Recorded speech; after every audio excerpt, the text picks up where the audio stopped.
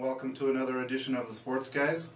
I'm sports editor Jim Ramses here with staff writer Mike Hautemaki. Welcome to the show. And we had a pretty interesting hockey game last week. It was the big Virginia and Eveleth-Gilbert rivalry at the minors, but it didn't go too well for Eveleth. Mike was at the game, and he can tell you a little bit more about it, how that went down. It was easily one of the weirdest games I have ever covered, and I've been here almost 10 years. There were 2 goals, one by each team in the early minutes, I think within the first 4 minutes of the game. Okay. Virginia scored first, Eveleth answered, and you're like, okay, maybe this will be a little bit of back and forth, kind of like the first matchup between them was. Right. But then Virginia scored, and it was just like the avalanche started. It was one goal after another. They ended up scoring 9 goals, I think, in about an 8-minute span to close out the first period. Turned a tie game into a blowout. And people in the crowd, obviously the Virginia fans were pretty jazzed up. Oh, I bet. But there were other people in the crowd that were just stunned. You didn't really know what you were seeing. Obviously, not the kind of game Eveleth wanted. It was just a bad night for them. Yeah, right. But to their credit, they had a game the next day on the road at Red Lake Falls. They turned around after that loss, went to Red Lake Falls, picked up a 3-1 win. So yeah, that had to be tough to get it back together. yeah, You know, that was kind of just wasn't very pretty. yeah, not one of those games you're going to see very often. So Right. And once every 10 years, that's pretty unique. yeah. So we also have the, in other hockey news, we have the Skate with the Blue Devils this Sunday. That starts up at 12 and goes till 2:30 at the minors. And it's a free event, open to the public. Everybody's invited to go over there and meet with the players and can get autographs and just skate around with the Virginia Blue Devils. So it's kind of fun for the young kids and everybody alike that is a fan. I don't know if you've ever been over there for that or... I did when I was a kid. My sister's boyfriend at the time was on the hockey team. Okay. And Nice. I got a T-shirt with all the players' autographs. As a young kid, that kind of thing is pretty cool. So check it out. Yeah, and they have, like, he got the T-shirt with autographs, and the shirts are available. Nobody has to purchase a shirt, but they are available. So go over there and enjoy the afternoon. Local basketball and girls basketball, the Northwoods Grizzlies, they'll be taking on Barnum on Tuesday at home. And junior Darby Youngstrom, she's only 10 points from 2,000 points for her career. And, you know, based on her scoring average, she should be able to get that. Oh yeah. You would think, and they'll probably try and get it out of the way early, you might think. And you've got to see her a few times over the years. She's a pretty good athlete overall and a very excellent basketball player, obviously. She's just a natural scorer. I mean, her and her sister both. Yes. Her older sister Emily. I did a story on them when Emily got her 2,000th point and Darby got her 1,000th in the same game, which was pretty cool.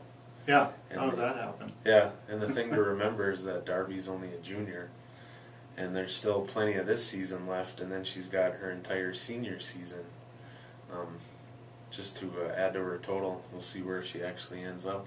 Yeah, she'll be racking them up, and once they get in the playoffs too, that'll be nice to see.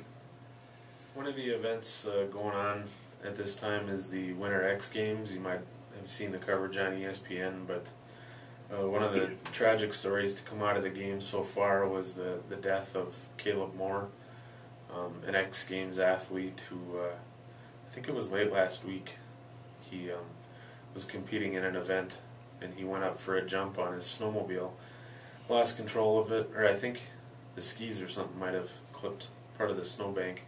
He flipped forward, landed face first, the snowmobile came down on top of him. He walked away incredibly under his own power, but then developed some kind of bleeding around his heart, and he passed away yesterday. He was only 25 years old.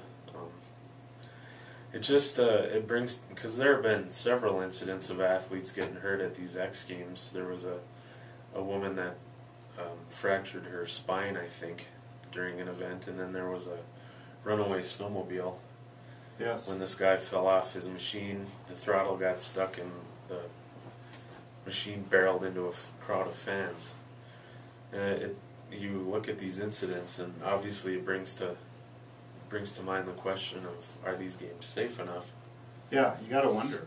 But I mean, it's the X Games. The whole idea behind it is to push the envelope, ramp up the difficulty, try and top what you've done before or what somebody else has done. Yeah, and do 2 flips or 3 flips. If somebody else did more, it just gets more and more dangerous. So the fans and the organizers have to decide if they how far they want to go, and with the safety factor. Yeah, it's just I don't know how you make an event like that, like the one Caleb Moore was injured in. I don't know how you make that safer.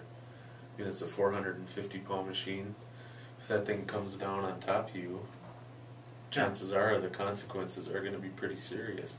Yeah, and you could just miss, a full rotation by like 1 inch, and it could cause a death apparently. So just something to keep in mind going forward, I guess. See what they can do. And one of the major events this week and of the year so far, we have the Super Bowl 47 coming up in New Orleans. Baltimore is taking on San Francisco. We had the media day a couple days ago, and always a lot of interesting comments come out of there. And one of our favorites, of course, Randy Moss, the former Minnesota Viking, had plenty to say about how great he was. And I know Mike had some thoughts on Mr. Moss. I haven't been a fan of Mr. Moss for quite a while. He kind of soiled his reputation with me after his second stint here. I can understand that. It was just a disaster from the start. And for him to come out this week and say that he's the greatest receiver to ever play the game was just laughable to me. I mean, the thing with Randy Moss has always been a question of his effort. I mean, there's no question that if he had played his career like Jerry Rice did, yep, he would have been he would have blown every one of Rice's records out of the water. Wouldn't have even been close. But you look at his current career, he hasn't made an impact since 2009. Right, yeah. I mean, just an afterthought. New England got sick of him, traded him to us. We cut him. He went to Tennessee, didn't last there. And the following year, he took a year off after that. And then San Fran gave him a chance. He did hardly anything this year. He had 28 catches. Yeah, not bad, but not a superstar anymore. Yeah, he's a role player. Rice was putting up huge numbers well into his 30s. Yeah, year after year. Long after Moss did. And what bugs me, he did it at the Super Bowl when it's supposed to be about the 49ers, and he made it all about himself, and totally disrespected the team and Jerry Rice all in one fell swoop. Yeah, I mean, he's actually playing for the same team that Rice did. Yeah, that doesn't make any sense. For him to step out and say, I'm better than Rice ever was. Not even close. So with that in mind, you have a pick for the big game on Sunday? Yeah, I think I kind of hinted at it last week, but I'm going with Baltimore. Okay. I just think their defense, I think, has really been pumped up by the whole Ray Lewis farewell tour. I think you said that last week too. Yeah, it really has. Their offense seems to be clicking on all cylinders, and they have a more experienced quarterback than San Francisco does. So I'm going to say 24-17 Baltimore. Okay. Yeah, I'm going to go with Baltimore also. I mean, it's going to be a close game, I think. Ray Rice for the Ravens is just a quality back, produces game after game. I think he'll be able to get it done on the ground. And the defense is playing at a really high level.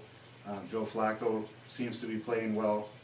And I think the Niners, Colin Kaepernick, just for how young he is, I think he's going to make maybe that one mistake that could be the difference in the game.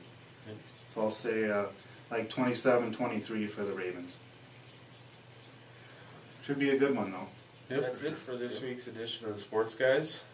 If you want to check us out online, go to virginiamn.com, and we're also each on Twitter. I am at Houts81, that's Hauts 81, and Jim is at Jim Rom 2012. So catch you next week.